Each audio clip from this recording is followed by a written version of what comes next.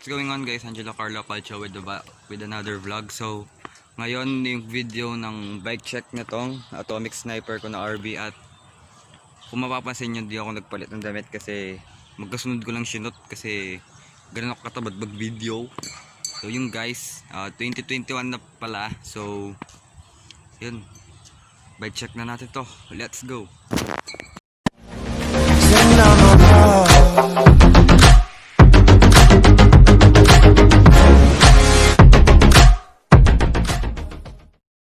Ito yung Atomic Sniper na road bike ko.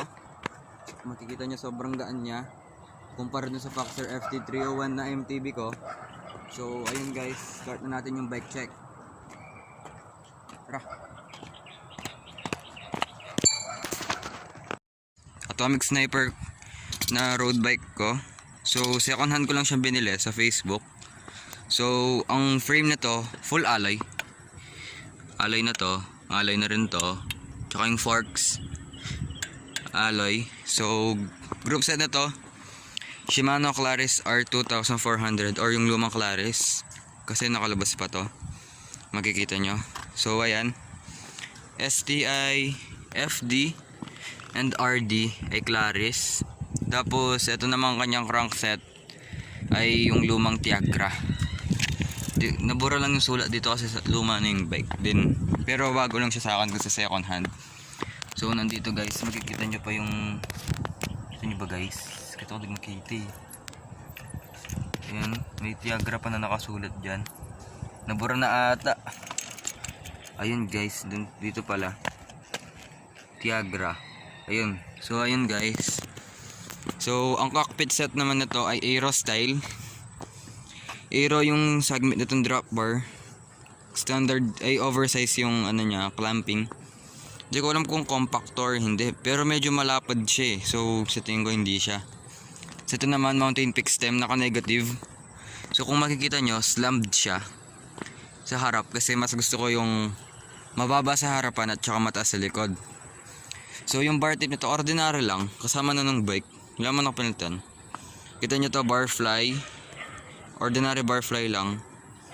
Cut eye, yung cut eye ko galing sa Foxter, tsaka yung ilaw nilagay ko lang. So ayun guys, saddle niya Vader, kasama na ng bike nung binili ko. Buti na lang swak sa akin, so di na ako magpapalit. Yung seat post na to, kilala nyo to sa Foxter to. Bilhin kasi seat post nito eh, tapos kaya nilipat ko muna. Tsaka sobrang gaan niya. Tapos ito yung ilaw din galing sa Foxter.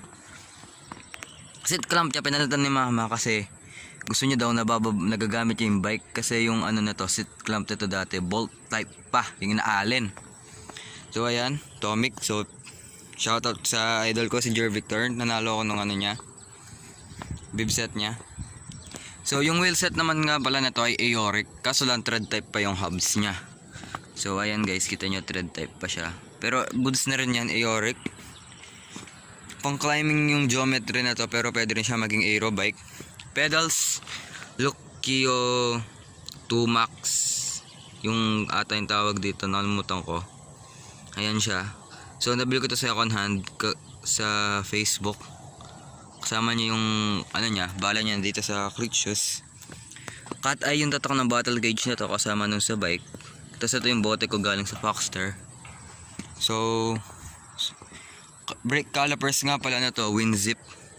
So di pa napapalitan yan, papalitan natin ng Claris yan. Tapos yung project set natin, ito na kasi siya oh. So yun lang nga tayo masasabi ko. Di ko pa siya nararide ng malayo, dito pa lang. Tapos pinag-aaralan ko pa paano mag-glitz. So update ko na lang kayo sa ano niya, review. So kumbaga first impressions lang to. Size 50 nga pala yung frame ko. Kung merong gusto mag-sponsor sa akin ng frame, size 50, kahit anong klaseng frame, okay lang. Kahit external or internal cabling. Kasi external cabling siya. Yan. So kung meron man magsusponsor sa akin ng frame or any parts ng bike, baka naman.